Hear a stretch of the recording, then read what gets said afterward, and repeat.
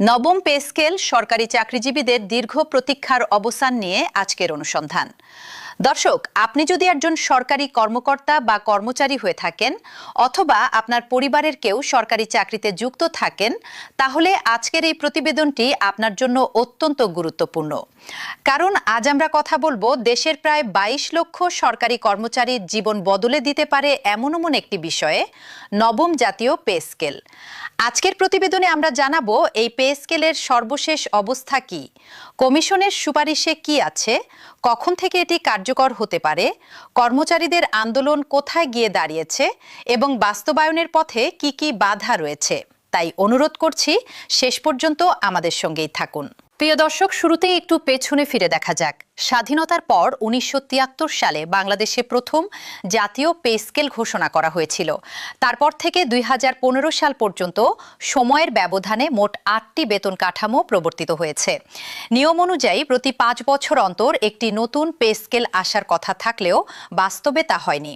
বিশ্বব্যাপী করোনা মহামারীর ধাক্কা, অর্থনৈতিক অস্থিরতা এবং নানা জটিলতার কারণে অষ্টম পে স্কেলের পর দীর্ঘ 11 থেকে 12 বছর পার হয়ে গেলেও কোনো নতুন বেতন কাঠামো আসেনি। এই দীর্ঘ সময়ে নিত্য প্রয়োজনীয় পণ্যের দাম বহুগুণ বেড়েছে, জীবনযাত্রার ব্যয় বেড়েছে আকাশ ছোঁয়া হারে, কিন্তু সেই অনুপাতে সরকারি কর্মচারীদের বেতন কাঠামো হালনাগাদ হয়নি। ফলে দীর্ঘদিন ধরে সরকারি চাকরিজীবীদের মধ্যে একটি নতুন পে স্কেলের জন্য তীব্র দাবি জমে উঠেছিল। এই প্রেক্ষাপটে গঠন করা হয় নবম জাতীয় বেতন কমিশন। সাবেক অর্থ সচিব জাকির আহমেদ খানের নেতৃত্বে এই কমিশন কাজ শুরু করে কর্মচারীদের বিভিন্ন স্তরের মতামত নেওয়ার মধ্য দিয়ে।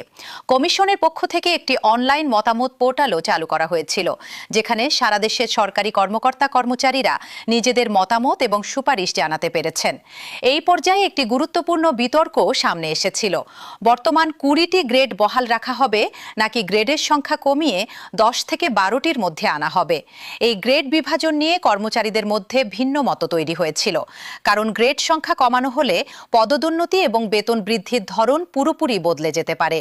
দীর্ঘ পর্যালোচনা এবং বহু স্তরের আলোচনার পর এই বছরের 21শে জানুয়ারি বুধবার বিকেলে সচিবালয়ের নবম জাতীয় বেতন কমিশন তাদের চূড়ান্ত প্রতিবেদন প্রধান উপদেষ্টার কাছে জমা দেয়। দীর্ঘ 12 বছরের অপেক্ষার পর এই প্রতিবেদন জমা দেওয়াকে অনেকেই একটি বড় মাইল ফলক হিসেবে দেখছেন। কমিশনের সুপারিশ অনুযায়ী সর্বনিম্ন গ্রেডে অর্থাৎ 20তম গ্রেডে মূল বেতন 8,250 টাকা থেকে বাড়িয়ে 20,000 টাকা পর্যন্ত নির্ধারণের প্রস্তাব করা হয়েছে।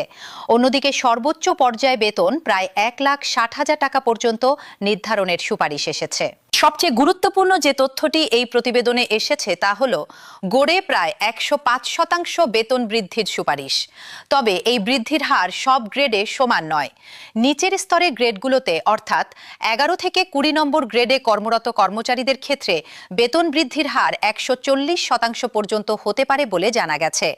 এর অর্থ দাঁড়াচ্ছে, যারা সবচেয়ে নিচের স্তরে আছেন, যারা সাধারণত সংসার চালাতে সবচেয়ে বেশি কষ্ট করেন, তাদের জন্যই সবচেয়ে বড় স্বস্তি আসতে পারে এই নতুন পে স্কেলে। অন্যদিকে 1 থেকে 10 নম্বর গ্রেড অর্থাৎ কর্মকর্তা পর্যায়ের ক্ষেত্রে মূল বেতন একটি সম্মানজনক পর্যায়ে উন্নীত করার সুপারিশ করা হয়েছে।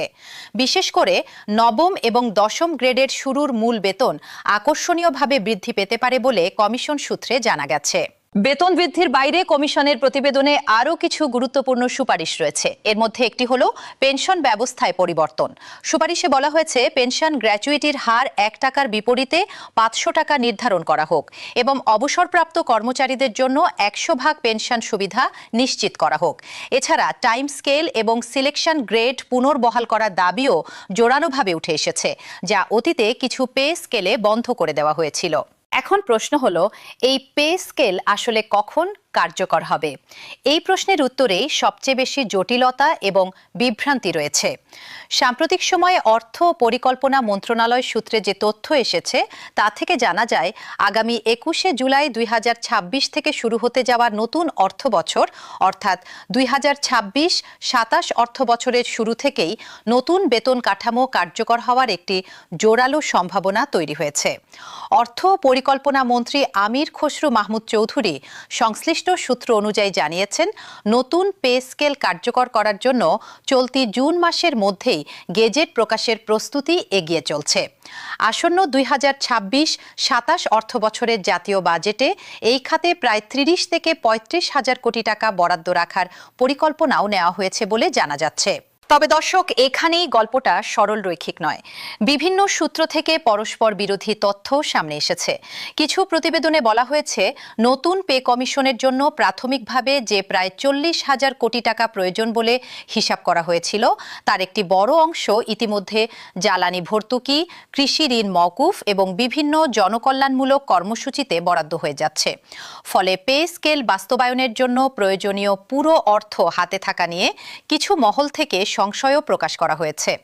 অন্যদিকে সাম্প্রতিক বাজেট সম্পর্কিত তথ্যে দেখা যায়, আসন্ন অর্থবছরের জাতীয় বাজেটের সম্ভাব্য আকার প্রায় 9,38,000 কোটি টাকা, যেখানে সামষ্টিক অর্থনৈতিক স্থিতিশীলতা এবং বৈষম্যহীন উন্নয়নকে অগ্রাধিকার দেওয়ার কথা বলা হয়েছে। ফলে এই বিশাল বাজেটের মধ্যে পে স্কেলের জন্য পর্যাপ্ত বরাদ্দ থাকবে কিনা, সেটাই হবে আসল পরীক্ষা। আরেকটি গুরুত্বপূর্ণ বিষয় হলো বাস্তবায়নের পদ্ধতি। কর্মচারী সংগঠনগুলোর প্রধান দাবি, পে স্কেল একবারেই এক ধাপে এবং বৈষম্যহীনভাবে বাস্তবায়ন করা হোক। কিন্তু বিভিন্ন গণমাধ্যমে এমন খবরও এসেছে যে সরকার সম্ভবত 3 ধাপে এই পে স্কেল বাস্তবায়নের পরিকল্পনা করছে, যা নিয়ে কর্মচারীদের মধ্যে তীব্র অসন্তোষ এবং হতাশা দেখা গেছে। 6 জুন শনিবার জাতীয় প্রেস ক্লাবে আয়োজিত এক সংবাদ সম্মেলনে বাংলাদেশ আন্তঃবিশ্ববিদ্যালয় কর্মচারী ফেডারেশন স্পষ্ট করে জানিয়ে দেয়, ধাপে ধাপে নয়, বরং একবারে পূর্ণাঙ্গ পে স্কেল বাস্তবায়ন করতে হবে। তাদের যুক্তি হলো, গত 11 বছরে কর্মচারীরা ইতিমধ্যে 2টি পে স্কেল থেকে বঞ্চিত হয়েছেন, তাই এখন আবার পর্যায়ক্রমিক বাস্তবায়নের কোনো যৌক্তিকতা নেই। তারা জুন মাসের মধ্যে গেজেট জারি করে জানুয়ারি 2026 থেকে কার্যকরের দাবি জানিয়েছেন এবং আসন্ন বাজেটে এর জন্য প্রয়োজনীয় বরাদ্দ রাখার আহ্বান জানিয়েছেন। দর্শক, এই দাবির পেছনে রয়েছে দীর্ঘদিনের ক্ষোভ আর মাঠ পর্যায়ের আন্দোলন। চলতি বছরের এপ্রিল মাসে 5 থেকে 10 এপ্রিল পর্যন্ত বাংলাদেশ সরকারি কর্মকর্তা কর্মচারী কল্যাণ সমিতি দেশব্যাপী 6 দিনের কর্মসূচি পালন করে। তাদের মূল দাবি ছিল অবিলম্বে পে স্কেল ঘোষণা এবং গেজেট প্রকাশ, অন্তর্বর্তীকালীন ব্যবস্থা হিসেবে 50% মহার্ঘ ভাতা প্রদান এবং আসন্ন বাজেটে পে স্কেলের জন্য পর্যাপ্ত বরাদ্দ রাখা। এই কর্মসূচি সরকারের নীতি নির্ধারকদের দৃষ্টি আকর্ষণ করতে সক্ষম হয়েছিল বলে বিভিন্ন সূত্রে জানা যায়।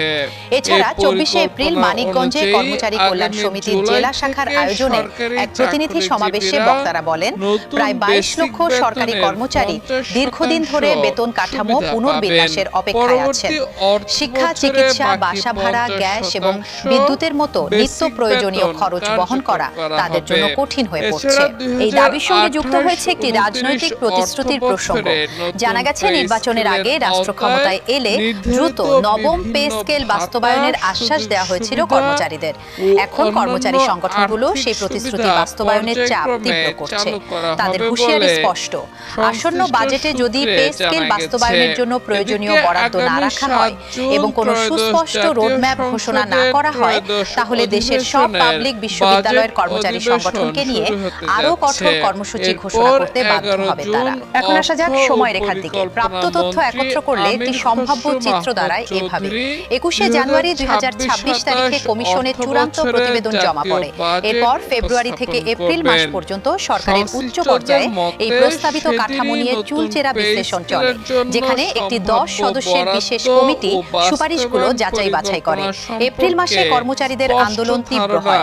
মে মাসে বিভিন্ন সূত্রে চূড়ান্ত খসড়া, পিডিএফ এবং গ্রেড ভিত্তিক তালিকা প্রকাশের খবর আসতে থাকে, যদিও সেগুলো এখনও সরকারের আনুষ্ঠানিক গেজেট নয়। জুন মাসে অর্থ মন্ত্রণালয় থেকে গেজেট প্রস্তুতির খবর আসে এবং কর্মচারী সংগঠনগুলো জুন মাসের মধ্যেই গেজেট